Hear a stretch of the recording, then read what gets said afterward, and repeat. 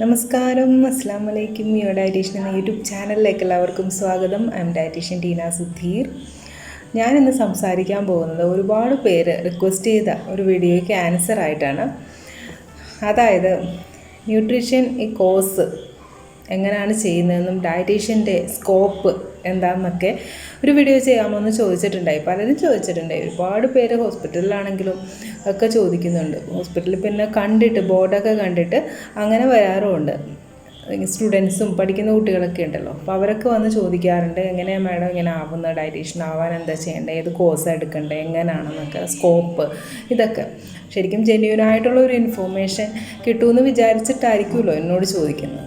അപ്പോൾ ഞാൻ ജെന്യൂനായിട്ട് തന്നെ കാര്യങ്ങൾ ഞാൻ പറയാം.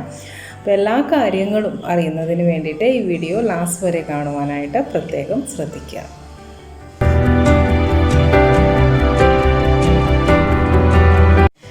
പലരുടെയും പ്രത്യേകത എന്ന് വെച്ചാൽ, നമ്മളൊരു കാര്യം ചോദിക്കുകയാണെങ്കിൽ ആരും ഒരു ജെന്യൂനായിട്ടുള്ളൊരു റിസൾട്ട് പറഞ്ഞു തരില്ല. നിങ്ങൾ ശ്രദ്ധിച്ചിട്ടുണ്ടോ? പലപ്പോഴും നമ്മളൊരു കോഴ്സിൻ്റെ കാര്യം ചോദിക്കുകയാണെങ്കിലോ ഒരു ജോബിൻ്റെ കാര്യം ചോദിക്കുകയാണെങ്കിലോ ഒക്കെ പറയും നല്ല സാലറി പാക്കേജാണ്, നല്ലതാണ്. പക്ഷെ നമ്മൾ അവരുടെ വിശ്വസിച്ചിട്ട് അത് ചേർന്ന് കഴിയുമ്പോഴാണ് പിന്നീട് നമുക്ക് അമളി പറ്റിയതായിട്ട് തോന്നുന്നത്.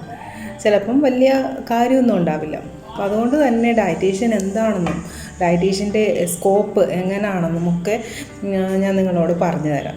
ഡയറ്റീഷ്യൻ എന്ന് വെച്ചാൽ എനിക്ക് പേഴ്സണലി ഇഷ്ടമുള്ളൊരു പ്രൊഫഷനാണ്. കാരണം ഞാനൊക്കെ ഒരുപാട് വർഷങ്ങളായി 2002 ഞാൻ BSc ക്ലിനിക്കൽ ന്യൂട്രീഷൻ പാസ് ഔട്ടായിട്ട് ഇറങ്ങുന്നത്. പിന്നെ അതിന് ശേഷം ഞാൻ MSc എടുത്തു 2 വർഷം.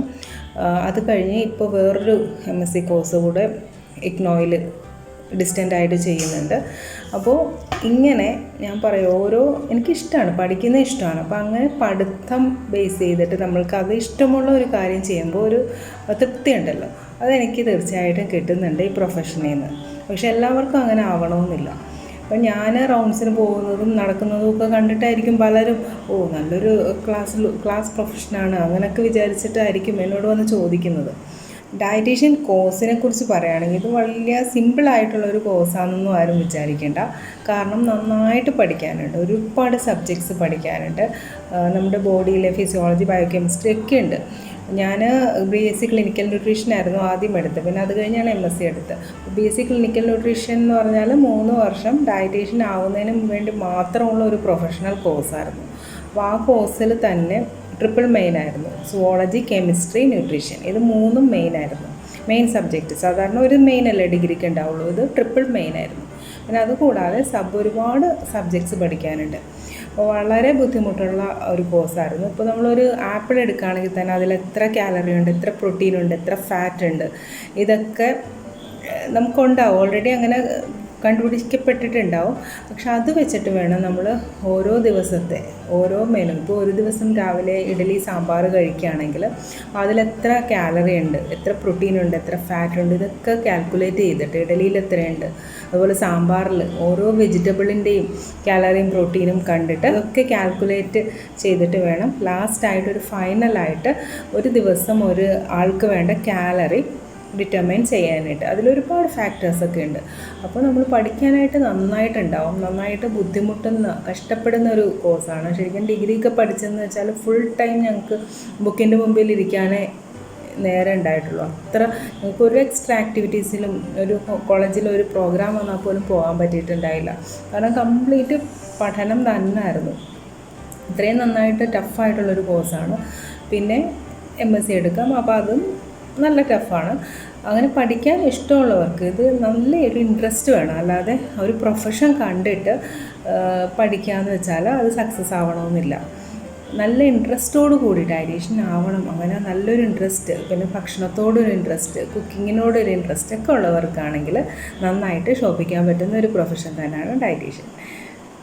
ഇനി കോഴ്സിനെ കുറിച്ച് പറയാം. കോഴ്സ് ഞാൻ പഠിച്ച BSc ക്ലിനിക്കൽ ന്യൂട്രീഷൻ ഇപ്പോൾ കേരളത്തിലില്ല എന്ന് തോന്നുന്നു, ഇവിടെ ഇല്ല. കാരണം 5 വർഷത്തെ കോൺട്രാക്റ്റ് ആയിരുന്നു കോളേജിൽ കോഴ്സ്.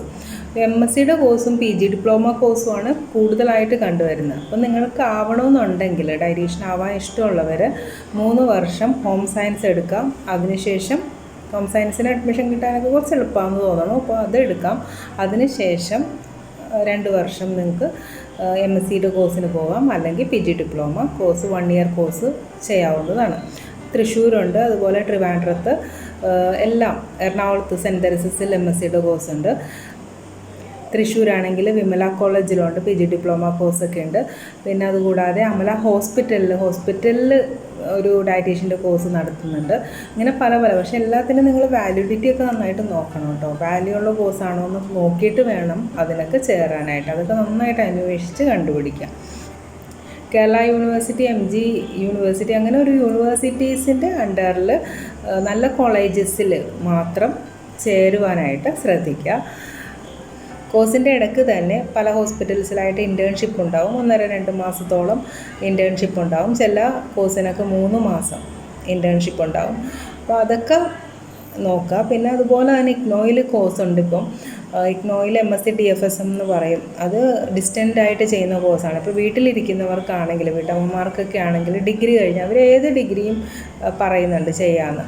6 മാസത്തെ ഒരു സർട്ടിഫിക്കറ്റ് കോഴ്സ് കൂടെ അതിൻ്റെ കൂടെ ചെയ്യേണ്ടി വരും. MSc DFSM course PG based കോഴ്സാണ്. അപ്പോൾ അതുകൊണ്ട് തന്നെ നമ്മൾ ഏത് ഡിഗ്രി ചെയ്തവർക്കും എടുക്കാവുന്നതാണ്.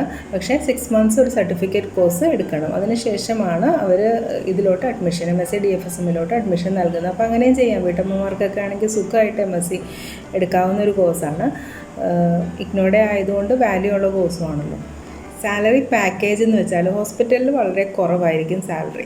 ഞാനൊക്കെ വളരെ തുച്ഛമായ സാലറിയിലാണ് കയറിയത്. അപ്പോൾ ഞാൻ കയറിയെന്ന് വെച്ചാൽ പഠിച്ചിറങ്ങിയിട്ട് ഒരു ദിവസം പോലും ഞാൻ വെറുതെ ഇരുന്നിട്ടില്ല, അന്ന് കയറിയത്. അപ്പോൾ എനിക്ക് ഒരു 15 വർഷത്തെ എക്സ്പീരിയൻസ് ആയിട്ടുണ്ട് ടോട്ടൽ. ഒട്ടും ഗ്യാപ്പെന്ന് വെച്ചാൽ എൻ്റെ ഡെലിവറിക്ക് മാത്രമേ ഒരു ഗ്യാപ്പ് വന്നിട്ടുള്ളൂ. പക്ഷേ അതിനുശേഷമൊക്കെ വർക്ക് ചെയ്യുമായിരുന്നു. മാക്സിമം ഞാൻ അത് യൂട്ടിലൈസ് ചെയ്യാനായിട്ട് നോക്കിയിട്ടുണ്ട്. അതുകൊണ്ട് അങ്ങനെ അധികം ഗ്യാപ്പൊന്നും വന്നിട്ടില്ല. ആ ടൈമിലൊക്കെ വളരെ കുറവായിട്ടുള്ളൊരു സാലറിയായിരുന്നു. നമുക്കൊരു സങ്കടം തോന്നി, ഇത്രയും പഠിച്ചിട്ട് ഇത്ര തുച്ഛമായ സാലറിയിൽ എങ്ങനെ വർക്ക് ചെയ്യുന്നതെന്നൊക്കെ ഓർത്തിട്ട് വളരെയധികം സങ്കടപ്പെട്ടിട്ടുണ്ട്. ഇപ്പോൾ കുഴപ്പമില്ല, ഇപ്പം അത്യാവശ്യം സാലറിയൊക്കെ ഉണ്ട്. പിന്നെ ഞങ്ങൾക്ക് കാണുന്ന പേഷ്യൻസിനനുസരിച്ച് ഇൻസെൻറ്റീവ്സൊക്കെ ഉണ്ട്, കമ്മീഷനൊക്കെ ഉണ്ട്. അപ്പോൾ അതുകൊണ്ട് നമുക്ക് കുറച്ച് നന്നായിട്ട് പോകുന്നുണ്ട്. പക്ഷേ അല്ലാത്ത ഇപ്പോൾ ഒരു ഫ്രഷേഴ്സ് കയറുകയാണെങ്കിൽ അവർക്കൊക്കെ വളരെ കുറവായിരിക്കും സാലറി. സാധാരണ ഒരു IT പ്രൊഫഷനൊക്കെ അപേക്ഷിച്ച് കുറവ് സാലറിയാണ് ഡയറ്റീഷ്യൻസിനുള്ളത്. പിന്നെ ഒരു ക്ലാസ് ആയിട്ട് നടക്കാൻ പറ്റുന്ന ആഗ്രഹിക്കുന്നവർക്ക് നന്നായിട്ടൊന്ന് നടക്കാം, നല്ലൊരു പ്രൊഫഷണൽ ഒരു ലുക്കിലൊക്കെ നടക്കാനും പിന്നെ മറ്റുള്ളവർ റെസ്പെക്റ്റ് ചെയ്യുന്ന ഒരു പ്രൊഫഷനാണ് ഡയറ്റീഷ്യൻ. ഡോക്ടേഴ്സിൻ്റെ അതേ കാറ്റഗറി തന്നെ വരുന്ന ഒരു പ്രൊഫഷൻ തന്നെയാണ് ഡയറ്റീഷ്യൻ. ഡോക്ടേഴ്സ് മെഡിസിൻ പ്രിസ്ക്രൈബ് ചെയ്യുന്നു, ഡയറ്റീഷ്യൻ ഡയറ്റ് പ്രിസ്ക്രൈബ് ചെയ്യുന്നു. നമുക്ക് സെപ്പറേറ്റ് ആയിട്ട് ഒരു OPയിലൊക്കെ ഇരിക്കാം. പിന്നെ ഡയറ്റീഷ്യൻ പഠിച്ചിറങ്ങിയ കുട്ടികളോട് എനിക്ക് പറയാനുള്ളത് എൻ്റെ ഒരു പേഴ്സണൽ ഒപ്പീനിയനാണ് കേട്ടോ, ഓരോരുത്തർക്കും ഓരോ ഇഷ്ടമാണ്. എന്നാലും ഞാൻ പറയുകയാണ്, ക്യാൻറ്റീൻ ഡയറ്റീഷ്യൻ കഴിയുന്നത്ര പ്രിഫർ ചെയ്യാതിരിക്കാം. എന്നാൽ നിങ്ങൾക്ക് തന്നെ കുറച്ച് കഴിയുമ്പോഴത്തേനും ഒരു വിഷമം തോന്നും. ക്യാൻറ്റീൻ ഡയറ്റീഷ്യൻ എന്ന് വെച്ചാൽ ക്യാൻറ്റീനിലെ കാര്യങ്ങൾ, ഡയറ്റ് പോണ കാര്യങ്ങൾ തന്നെയാണ് നോക്കുന്നത്. എന്നാലും അതത്ര ഒരു നല്ലൊരു ജോബല്ല ശരിക്കും ക്യാൻറ്റീൻ ഡയറ്റീഷ്യൻ എന്ന് പറയുന്നത്. ഡയറ്റീഷ്യൻ എപ്പോഴും ഒരു കൗൺസിലിംഗ് ആ ഏരിയയിലോട്ട് നോക്കുന്നതാണ് നല്ലത്. അത്യാവശ്യം സാലറിയൊക്കെ ഇഷ്ടപ്പെടുന്നവരാണെങ്കിൽ ഹോസ്പിറ്റൽസിൽ മാത്രം നോക്കേണ്ട, ഫുഡ് കമ്പനീസിലൊക്കെ ഒരുപാട് ഓപ്പർച്യൂണിറ്റീസ് ഉണ്ട്. അതുപോലെ തന്നെ ഈ പ്രോട്ടീൻ പൗഡേഴ്സിൻ്റെ കമ്പനീസിലൊക്കെ ഡയറ്റീഷ്യൻസിനെ ഇപ്പോൾ എടുക്കുന്നുണ്ട്. അപ്പോൾ അവിടെയൊക്കെ നോക്കുക. അപ്പോൾ സാലറി പാക്കേജൊക്കെ നല്ല സാലറി പാക്കേജൊക്കെ അവിടെ. പിന്നെ അതുകൂടാതെ ഹോർലിക്സ് അതുപോലുള്ള ഫുഡ് കമ്പനീസ് ഉണ്ടല്ലോ, അപ്പോൾ അങ്ങനെയുള്ള ഫുഡ് കമ്പനീസിൽ നമുക്ക് നോക്കാം. ഫുഡ് എക്സ്പോർട്ടിങ് കമ്പനീസിലൊക്കെ ചിലയിടത്ത് ഡയറ്റീഷ്യൻസിന് ആവശ്യമുണ്ട്, ചില സ്കൂളുകളിലൊക്കെ ഡയറ്റീഷ്യൻസ് ഉണ്ട്. അപ്പോൾ അങ്ങനെയുള്ള ഏരിയസിൽ നോക്കാം. ഹോസ്പിറ്റൽസിലാണ് സാലറി പാക്കേജൊക്കെ കുറവ്. പിന്നെ ഡയറ്റീഷ്യൻ ടീച്ചിങ് ആ സൈഡിലോട്ട് പോകാൻ ഇഷ്ടമുള്ളവർക്കാണെങ്കിൽ അങ്ങനെയും നോക്കാം. ചില ജിമ്മുകളിലൊക്കെ ഡയറ്റീഷ്യൻസിന് ആവശ്യമുണ്ടാവും. അതുപോലെ തന്നെ സ്പോർട്സ് ഡയറ്റീഷ്യൻ അതൊക്കെ ആയിക്കഴിഞ്ഞാൽ ഒരുപാട് നല്ല ഹൈ സാലറി ഇഷ്ടമുള്ളവർക്കാണ് ഞാൻ പറയുന്നത്. അപ്പോൾ അങ്ങനെ ഒരു പ്രൊഫഷനിലോട്ട് പോകും. അപ്പോൾ നിങ്ങൾ വിചാരിക്കും മാഡം എന്താ പിന്നെ പോവാഞ്ഞെന്ന് ഒരു ചോദ്യം വരുന്നുണ്ടാവും. എനിക്ക് പേഴ്സണലി എന്ന് വെച്ചാൽ സാലറിയെക്കാട്ടി ഇത്തിരി ഒരു സേവനം ആഗ്രഹിക്കുന്ന ആളാണ് ഞാൻ. മറ്റുള്ളവരെ ഹെൽപ്പ് ചെയ്യാമെന്ന് വെച്ചാൽ അത് വളരെ ഒരു നല്ല കാര്യമായിട്ട് എടുക്കുന്ന ഒരു ആളാണ് ഞാൻ പേഴ്സണലി. അപ്പോൾ അതുകൊണ്ട് തന്നെ അതിനാണ് ഞാൻ കുറച്ചുകൂടി ഇമ്പോർട്ടൻസ് കൽപ്പിക്കുന്നത്. നമുക്ക് സാലറിയെക്കാട്ടിയൊക്കെ വളരെയധികം നല്ല സാലറി ഒന്നും എപ്പോഴും നമുക്ക് കൂടെ ഉണ്ടാവുമെന്ന് എനിക്ക് തോന്നുന്നില്ല. പക്ഷെ നമ്മൾ മറ്റുള്ളവർക്കൊരു നന്മ ചെയ്യുകയാണെങ്കിൽ അത് നമ്മുടെ മനസ്സിന് ഒരുപാട് സന്തോഷം നൽകുന്ന ഒരു കാര്യമായിരിക്കും അല്ലേ. അങ്ങനെ വിശ്വസിക്കുന്ന ഒരാളാണ്. അപ്പോൾ അതുകൊണ്ടാണ് ഞാൻ ഹോസ്പിറ്റൽ പ്രൊഫഷൻ ചൂസ് ചെയ്യുന്നതും അതുകൊണ്ട് ഒരുപാട് പേർക്ക് ഒരു ഉപകാരം ഉണ്ടെന്നും ഞാൻ വിശ്വസിക്കുന്നുണ്ട്, ചെയ്യുന്നുമുണ്ട്. പിന്നെ ഡയറ്റീഷ്യൻസിന് ഏറ്റവും നല്ലത്, എൻ്റെ പേഴ്സണൽ ഒപ്പീനിയൻ, ഒരു ക്ലിനിക്ക് സ്റ്റാർട്ട് ചെയ്യാം. ക്ലിനിക്കാണെങ്കിൽ ഏരിയയൊക്കെ നോക്കിയിട്ട് വേണം സ്റ്റാർട്ട് ചെയ്യാനായിട്ട്. ഇപ്പോൾ എറണാകുളം സൈഡിലൊക്കെ ആണെങ്കിൽ ക്ലിനിക്കൊക്കെ നന്നായിട്ട് വിജയിക്കും. അപ്പോൾ അതിന് സ്വന്തമായിട്ട് നമ്മൾ നന്നായിട്ട് പ്രയത്നിക്കേണ്ടി വരും. പിന്നെ ഒരുപാട് ക്വാളിറ്റീസ് ഡയറ്റീഷ്യൻസിന് വേണം. മെയിനായിട്ട് ഒരു കൗൺസിലിംഗ് ക്വാളിറ്റി, അതായത് സംസാരിക്കാൻ നന്നായിട്ട് കഴിവ് വേണം. മറ്റുള്ളവരുടെ കാര്യങ്ങൾ കേൾക്കാൻ, നമ്മൾ സംസാരിച്ചുകൊണ്ടിരുന്നിട്ട് കാര്യമില്ലല്ലോ, മറ്റുള്ളവരുടെ കാര്യങ്ങൾ ശരിക്കും കേൾക്കാനും അതിന് ഒരു ആശ്വാസം നൽകാനും ഒക്കെ ഡയറ്റീഷ്യൻസിന് സാധിക്കണം. അങ്ങനെയാണെങ്കിൽ ശോഭിക്കാൻ പറ്റുന്ന ഒരു പ്രൊഫഷൻ തന്നെയാണ് ഡയറ്റീഷ്യൻ എന്ന് പറഞ്ഞാൽ. ക്ലിനിക്കൊക്കെ ആകുമ്പോൾ നമുക്ക് നമ്മളെ ആരും ഭരിക്കാൻ വരില്ല, നമുക്ക് ഇൻഡിവിജ്വലായിട്ട് തീരുമാനം എടുക്കാൻ പറ്റും അല്ലേ. അപ്പോൾ അങ്ങനെ കുറേ കാര്യങ്ങളുണ്ട്, നമുക്ക് സ്വന്തമായിട്ട് ചെയ്യാം. ഡയറ്റൊക്കെ ആണെങ്കിൽ നമുക്ക് സ്വന്തമായിട്ട് നമ്മൾ പഠിച്ച് വെച്ചിട്ട് നമുക്ക് മോഡിഫൈ ചെയ്യാനൊക്കെ പറ്റും. പക്ഷേ ഹോസ്പിറ്റൽസിൽ അങ്ങനെയൊന്നും പറ്റില്ല. ഹോസ്പിറ്റൽസിലെന്ന് വെച്ചാൽ പണ്ട് മുതലേ ഫിക്സ് ചെയ്തിട്ടുള്ള ഒരു മെനു ആയിരിക്കും സാധാരണ കൊടുക്കുന്നത്. അത് ഡയറ്റീഷ്യൻ ജസ്റ്റ് ഫോളോ ചെയ്യുന്നതേ ഉള്ളൂ, അല്ലാതെ നമുക്കായിട്ടൊരു തീരുമാനം എടുക്കാനൊന്നും ഹോസ്പിറ്റൽസിൽ അങ്ങനെ പറ്റില്ല. അപ്പോൾ എൻ്റെ ഹോസ്പിറ്റൽസിൽ കുഴപ്പമില്ല, കാരണം എൻ്റെ ഇൻഡിവിജ്വലായിട്ട് തീരുമാനം. ഡോക്ടേഴ്സൊക്കെ ആണെങ്കിലും വളരെയധികം കോപ്പറേറ്റീവാണ്. അപ്പോൾ വേറെ വലിയ ഹോസ്പിറ്റലിൽ ഞാൻ പല ഹോസ്പിറ്റലിൽ വർക്ക് ചെയ്തിട്ടുണ്ട്. അപ്പോൾ അവിടെയൊക്കെയെന്ന് വെച്ചാൽ ഡയറ്റീഷ്യൻസ് പറയുന്നതെന്ന് വെച്ചാൽ ഡോക്ടേഴ്സ് അക്സെപ്റ്റ് ചെയ്യില്ല. അങ്ങനെ കുറേ ബുദ്ധിമുട്ടുകൾ ഡയറ്റീഷ്യൻസിന് ഉണ്ടാവാറുണ്ട് സാധാരണയായിട്ട്. ഡയറ്റിൻ്റെ കാര്യത്തിലാണെങ്കിലും വലുതായിട്ട് സ്വന്തമായിട്ട് തീരുമാനം എടുക്കാനൊന്നും പറ്റില്ല. ഇപ്പോൾ ക്ലിനിക്കാണെങ്കിൽ ആ പ്രോബ്ലം ഒന്നും വരുന്നില്ല, നമുക്ക് നമ്മുടെ ഇഷ്ടപ്രകാരമുള്ള തീരുമാനം എടുക്കാം. ഡയറ്റ് നമുക്ക് ഇഷ്ടമുള്ള രീതിയിൽ മോഡിഫൈ ചെയ്യാനും ഒക്കെ പറ്റും. കാരണം ഡയറ്റീഷ്യൻസ് എപ്പോഴും അപ്ഡേറ്റഡ് ആയിരിക്കണം, പുതിയ പുതിയ നോളജ് എപ്പോഴും ലഭിച്ചുകൊണ്ടിരിക്കണം ഡയറ്റീഷ്യൻസിന്. അങ്ങനൊരു പ്രത്യേകത കൂടുണ്ട്. കാരണം പണ്ട് പറഞ്ഞിരുന്ന ഡയറ്റല്ല ഇപ്പോൾ, ഓരോ മാറ്റങ്ങളുണ്ടാവും. അപ്പോൾ എപ്പോഴും നോളജ് അപ്ഡേഷൻ വളരെയധികം അത്യാവശ്യമാണ്. പല കാര്യങ്ങളും ഞാൻ പുതിയ കാര്യങ്ങൾ പറയുമ്പോൾ തന്നെ എൻ്റെ സബ്സ്ക്രൈബേഴ്സ് ചോദിക്കുക, അതങ്ങനെ ഉണ്ടോ, അങ്ങനെ ആണോ എന്നൊക്കെ ചോദിക്കാറുണ്ട്. പുതിയതായിട്ട് ഒരുപാട് റിസർച്ചസ് വരുന്നുണ്ട്. അപ്പോൾ അതനുസരിച്ചാണ് ഞാനൊക്കെ കാര്യങ്ങൾ പറയുന്നത്. അപ്പോൾ അതുകൊണ്ട് നിങ്ങളത് അക്സെപ്റ്റ് ചെയ്യുക. എൻ്റെ പേഴ്സണൽ ഒപ്പീനിയൻ എന്ന് വെച്ചാൽ എനിക്കൊരുപാട് ഇഷ്ടമുള്ളൊരു പ്രൊഫഷനാണ്.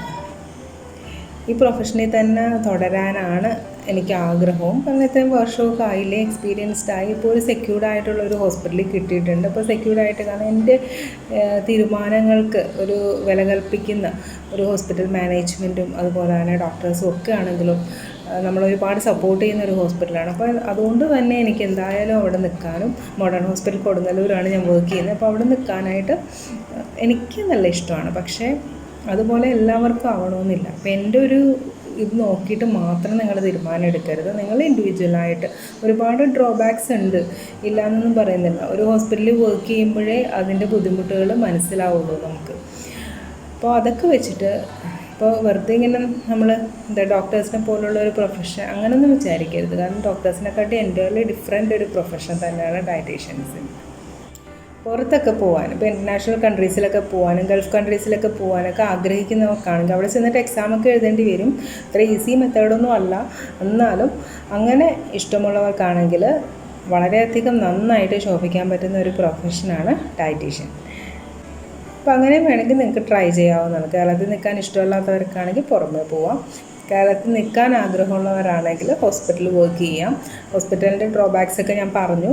പിന്നെ അതുപോലെ തന്നെ ക്ലിനിക്സ് ഇടണമെങ്കിൽ അങ്ങനെ ചെയ്യാം. ഫുഡ് കമ്പനിയിൽ വർക്ക് ചെയ്യാൻ ഇഷ്ടമുള്ളവർക്കാണെങ്കിൽ അങ്ങനെ ചെയ്യാം. ടീച്ചിങ് ഇഷ്ടമുള്ളവർക്കാണെങ്കിൽ അങ്ങനെ ചെയ്യാം. മാഗസിൻ റൈറ്റിംഗ് അങ്ങനെയുള്ള മേഖലയിലേക്ക് തിരിയാം. അങ്ങനെ പല രീതിയിലോട്ട് തിരിയാൻ പറ്റുന്ന ഒരു പ്രൊഫഷനാണ് ഡയറ്റീഷ്യൻ. പിന്നെ അതുപോലെ തന്നെ ഡയറ്റീഷ്യൻസ് ഇപ്പോൾ ഡയബറ്റിക് എഡ്യൂക്കേറ്റർ ആവുന്നുണ്ട്. അപ്പോൾ ഞാനൊക്കെ ഹോസ്പിറ്റലിൽ ഡയബറ്റിക് എഡ്യൂക്കേറ്ററാണ്. അതായത് ഡയബറ്റിക് രോഗികളെയാണ് കൂടുതലായിട്ട് കോൺസെൻട്രേറ്റ് ചെയ്യുന്നത്. ശരിക്കും ഞാനൊക്കെ ഡയബറ്റിക് ക്ലിനിക്കിലാണ് വർക്ക് ചെയ്യുന്നത്. അപ്പോൾ ഡയബറ്റിക് ക്ലിനിക്ക് എന്ന് പറയുമ്പോഴത്തേനും പുറമേ ആണെങ്കിൽ ഹോസ്പിറ്റലിൻ്റെ ഉള്ളിൽ തന്നെയല്ല, പുറമേ ഡയബറ്റിക് ക്ലിനിക്സ് ഒരുപാടുണ്ട്. അവിടെ കുറേ ടെസ്റ്റുകൾ ഉണ്ടാവും. ഇതുപോലെ പേഷ്യൻസിന് ന്യൂറോപ്പതി ഉണ്ടോ എന്ന് അറിയുന്ന ടെസ്റ്റുകളുണ്ട്. ബ്ലഡ് സർക്കുലേഷൻ കറക്റ്റാണോ എന്ന് അറിയുന്ന ഡോപ്ലർ സ്റ്റഡി എന്ന് പറയുന്ന ടെസ്റ്റ് ചെയ്യും ഡയബറ്റിക് ക്ലിനിക്കിൽ. പിന്നെ അതുപോലെ തന്നെ CGMS continuous glucose monitoring system എന്ന് പറയുന്ന ഒരു ടെസ്റ്റ് ഉണ്ട്. ഇതൊക്കെ ഡയബറ്റിക് ക്ലിനിക്കിലാണ് ചെയ്യുന്നത്. പിന്നെ ഇൻസുലിൻ പമ്പ് പേഷ്യൻസിന് വെക്കാറുണ്ട്. ടൈപ്പ് 1 ഡയബറ്റിക് പേഷ്യൻസിനാണ് കൂടുതലായിട്ട് ഇൻസുലിൻ പമ്പ് വെച്ച് വരുന്നത്. അപ്പോൾ അതൊക്കെ ഡയബറ്റിക് ക്ലിനിക്കിലാണ് ചെയ്യുന്നത്. ഇതൊന്നും ഞാൻ ആദ്യമേ ഞങ്ങളുടെ കോഴ്സുമായിട്ട് ബന്ധപ്പെട്ട കാര്യങ്ങളല്ല. ഇത് കഴിഞ്ഞിട്ട് കോഴ്സ് കഴിഞ്ഞിട്ട് ഹോസ്പിറ്റലിൽ വന്നതിന് ശേഷമാണ് ഇതൊക്കെ പഠിക്കുന്നത്. അപ്പോൾ അതൊക്കെ നമുക്ക് ചെയ്യാൻ പറ്റും. ഡയബറ്റിക് എഡ്യൂക്കേറ്ററിന് ഒരുപാട് സ്കോപ്പുള്ളൊരു മേഖലയാണ്. അപ്പോൾ ഡയറ്റീഷ്യൻസൊക്കെ ആകുമ്പോൾ കുറച്ചുകൂടി കൂടുതൽ എളുപ്പത്തിൽ പഠിക്കാനായിട്ടും പറ്റും. അപ്പോൾ ഏകദേശം ഒരു ഐഡിയ കിട്ടിയിട്ടുണ്ടെന്ന് വിചാരിക്കണു. ഡയറ്റീഷ്യൻ എങ്ങനെയാണെന്നും എന്താണെന്നും എൻ്റെ കോഴ്സിനെ പറ്റിയൊക്കെ ഒരു ധാരണ നിങ്ങൾക്ക് ലഭിച്ചിട്ടുണ്ടാവുമല്ലോ. ഇനി എന്തെങ്കിലും ഡൗട്ട്സ് ഉണ്ടെങ്കിൽ കമൻറ്റ് ബോക്സിൽ ടൈപ്പ് ചെയ്യുക, ഞാൻ ഉടനടി റിപ്ലൈ തരുന്നതായിരിക്കും. എൻ്റെ വീഡിയോ ഇഷ്ടമായെങ്കിൽ ലൈക്ക് ചെയ്യുക, ഷെയർ ചെയ്യുക. എൻ്റെ ചാനൽ സബ്സ്ക്രൈബ് ചെയ്യാൻ മറക്കരുത്. നന്ദി, നമസ്കാരം.